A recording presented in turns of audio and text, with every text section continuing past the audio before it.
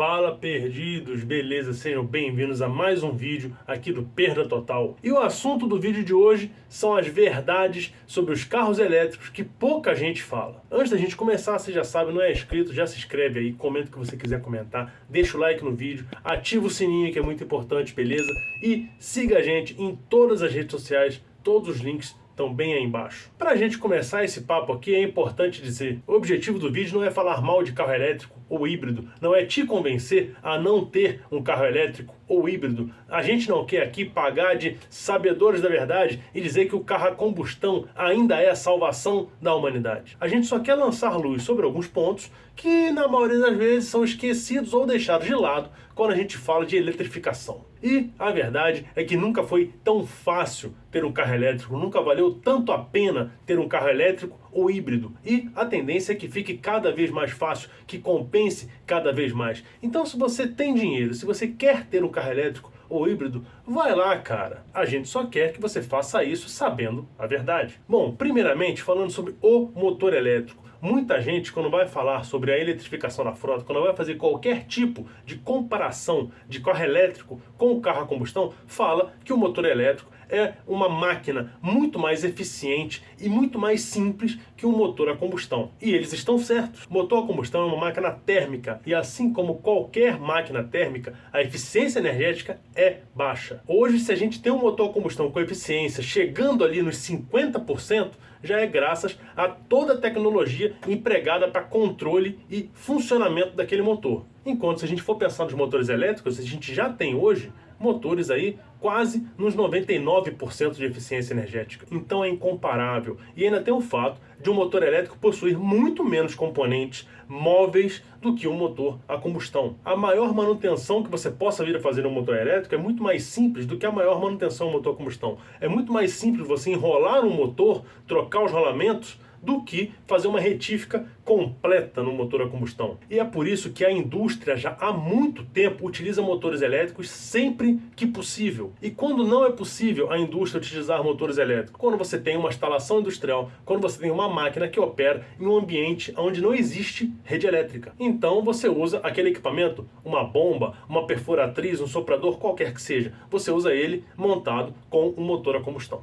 E é por isso que a sua geladeira, a sua máquina de lavar, o elevador do seu prédio, o portão da sua garagem, tudo isso utiliza motores elétricos. Rapaz, já pensou uma geladeira com motor a gasolina? Ia ser muito mais legal. Dito isso, a gente chega a um fato sobre os carros elétricos que não é muito apresentado quando a gente fala sobre esse movimento de eletrificação da frota, que é a frota de carros elétricos é tão limpa, é tão verde, quanto a matriz energética daquele país. O que eu quero dizer com isso? Vamos pegar a Europa como exemplo. Na Europa estão localizados os principais países que capitanearam esse movimento de transferência do motor a combustão para o motor elétrico nos carros, caminhões, ônibus e etc. Desde já da última década. E por isso, alguns países da Europa já chegaram a ter o número de vendas de carro elétrico até igual ou superior às vendas de carros a combustão. Tudo isso é lindo, tudo isso é maravilhoso. O que muita gente não fala é o seguinte, cara. Lá na Europa, 70% da energia elétrica gerada, hoje, em 2023,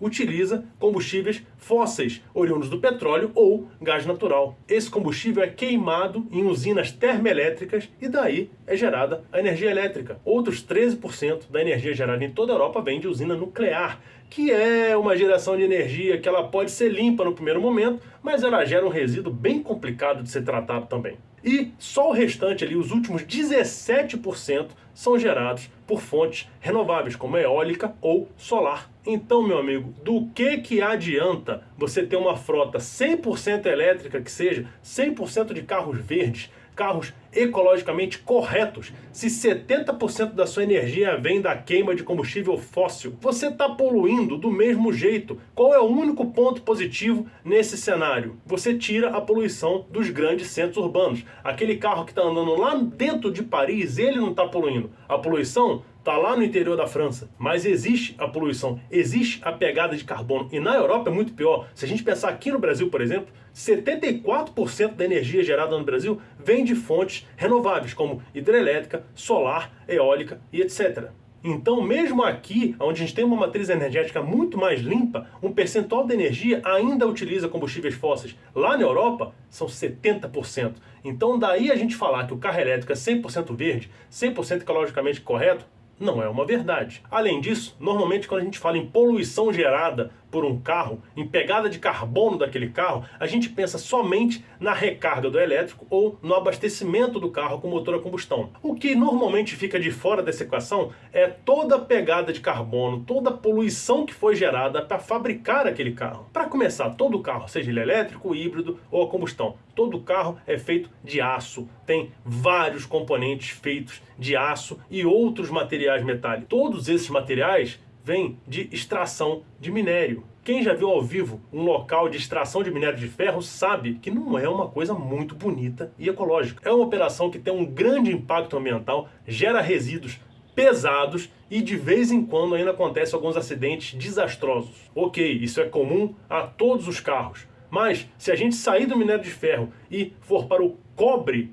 a quantidade de cobre em um elétrico, em um híbrido, é muito maior. E a mina de cobre não é muito mais bonita do que a de ferro. E todo carro atual que tem bateria ainda tem uma quantidade muito grande de lítio, que também é extraído numa operação parecida com minério de ferro e cobre. Avançando um pouco na cadeia produtiva, todo carro é fabricado em uma fábrica. A fábrica consome energia elétrica.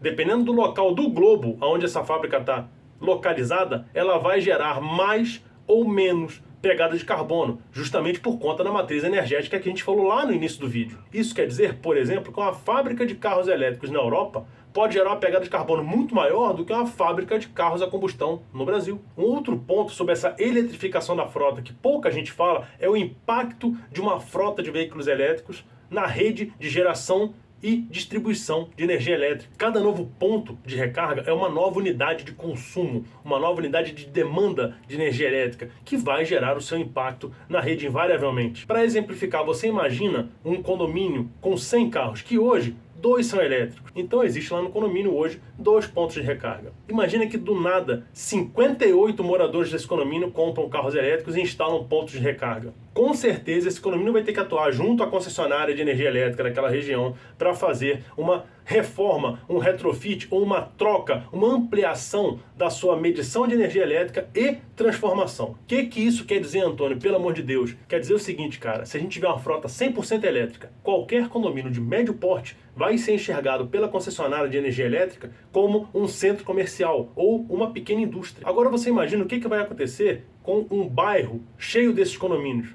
com uma cidade cheia desses condomínios. Isso tem um impacto muito grande na geração de energia elétrica, em todas as redes de distribuição, nas subestações, basicamente em todo o sistema elétrico. Isso não é uma coisa que inviabiliza o carro elétrico, é só uma coisa que vai precisar de investimentos pesados para suportar toda essa carga. E é por isso que lá na Europa, alguns países já diminuíram drasticamente ou até zeraram o incentivo para carros elétricos e já ventilam algum boato, algum rumor sobre restrições de horários de carga ou locais de carga. Tudo isso para proteger o sistema elétrico e garantir que haja eletricidade para todo mundo. E também por conta disso, a Europa, que teve esse papel de capitanear a eletrificação da frota na última década, inclusive criando leis para garantir o banimento do motor a combustão interna a partir de 2030. Essa Europa hoje já olhou e falou: opa, não é bem assim. Esse banimento foi revisto, ele passou de 2030 para 2035 e não foram banidos os motores a combustão interna,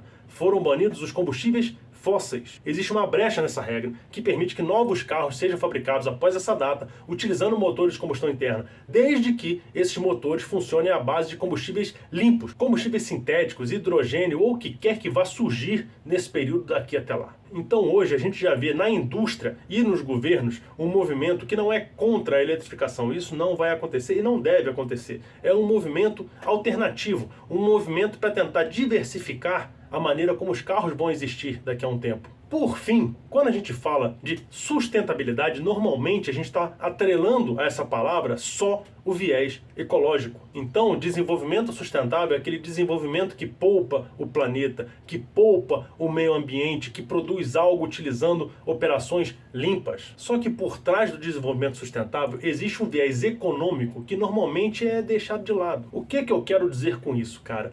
Para a gente ter motores a combustão interna com a eficiência que a gente tem hoje, foi necessário um trabalho de evolução de décadas. Foi necessário aplicar a uma máquina que tem um conceito antigo, uma tecnologia muito moderna de controle e operação. E tecnologia custa caro, principalmente quando a gente fala de eletrônica. Quer dizer que mesmo um carro a combustão moderno é muito mais caro de se fabricar do que um carro de 40 anos atrás. Quando a gente vai para um híbrido, é mais caro ainda. Um elétrico, mais caro ainda. Todo esse movimento de modernização transformou o carro. O carro, há 40 anos atrás, era um bem durável. Onde eu quero chegar? Os carros antigos, eles eram vendidos 0 km e funcionavam com características bem próximas das originais durante muito tempo. E quando eles quebravam, o conserto não era tão caro comparado ao valor do carro. Hoje, os carros a combustão têm um funcionamento muito melhor do que o funcionamento desses carros da década de 60, 70, 80 e 90. E eles até funcionam durante um período relativamente longo com características bem próximas às originais. O problema é, quando eles pedem aquela manutenção mais séria, o valor da manutenção é muito alto quando você compara ao valor do carro. E cada vez mais a gente está chegando no cenário onde não tem um jeitinho. Não existe aquela retífica, não existe aquela reforma de carburador. É troca. E troca, meu amigo, quanto mais velho o carro é, mais caro e mais difícil vai ser esse conserto. Aonde eu quero chegar com isso? Você imagina que o carro foi vendido num valor X. Ao longo do tempo, esse valor foi caindo. Existe um ponto aqui aonde o preço do conserto ultrapassa o valor do carro. E é quando o carro vai para sucata. Esse ponto está chegando cada vez mais cedo. Hoje os carros são caros, desvalorizam mais rápido e o conserto é mais caro do que era antes. E isso a gente está falando de motores a combustão. Se você pega um elétrico ou um híbrido que tem bateria e coloca bateria nessa equação, esse ponto vai chegar mais cedo ainda. Então, para resumir tudo isso, meu palpite, os carros vão ser descartados cada vez mais cedo. Você não acredita em mim? Vamos pegar outra coisa que tem uma tecnologia embarcada muito grande. Seu celular. Quando foi a última vez que você consertou o celular em vez de trocar ele? A sua TV de LED. Quando foi a última vez que você consertou uma TV em vez de trocar? A máquina de lavar, a geladeira. Quando foi a última vez que você consertou? Então, o descarte de um equipamento, seja ele um eletrodoméstico, um celular ou um carro, é algo muito menos sustentável do que a manutenção para manter aquele equipamento funcionando durante mais tempo. Se você descartar algo velho e comprar algo novo, você está comprando uma nova pegada de carbono inerente à fabricação daquilo ali. O velho já foi fabricado. Tem um outro ponto bem preocupante nessa história, que é o acesso das pessoas mais pobres a carros está diminuindo cada vez mais. Porque o cara vai comprar um carro que ele vai ter que jogar fora dali a pouco tempo, porque ele não vai ter condições de consertar aquilo para aquilo ficar funcionando. E como eu falei, essa característica é comum a todos os carros, sejam eles elétricos, híbridos ou a combustão. E como que a gente lida com esse problema? O carro do futuro, ele pode ser elétrico, ele pode ser híbrido, ele pode ser a combustão utilizando combustíveis limpos, mas ele precisa ser mais simples. Hoje, qualquer carro popular tem uma tecnologia que há 20 anos atrás a gente não via nem em carros de luxo. Sabe aquela BMW velha da década de 2000 que hoje é vendida por 20 mil que ninguém quer, porque ninguém consegue consertar? Os nossos populares de hoje vão chegar bem perto disso no futuro. Então isso é um ponto que ninguém está pensando, ninguém está preocupado, mas que vai voltar pra gente daqui a uns anos. Bom, como eu disse, o nosso intuito aqui não é falar para você que carro elétrico é ruim, que carro elétrico não é o futuro e que você tem que continuar comprando carros a combustão. Até porque, como eu disse, alguns problemas são comuns também aos carros a combustão. A gente só quer que você tenha uma noção muito melhor de tudo que está acontecendo para que você possa plantar o caos naquela conversa no happy hour com a galera do trabalho sempre que alguém falar que tem um carro elétrico que não polui. Aí você vai lá, joga essas informações, depois conta pra gente como é que foi o resto da conversa, beleza? Bom, galera, esse foi o nosso vídeo de hoje. Espero que vocês tenham gostado. Se não é inscrito, já se inscreve no canal, deixa o like, comenta o que você quiser comentar, beleza? Ativa o sininho para não perder os próximos vídeos e segue a gente em todas as redes. Todos os links estão aí embaixo. Beleza, galera? Um abraço e até o próximo vídeo.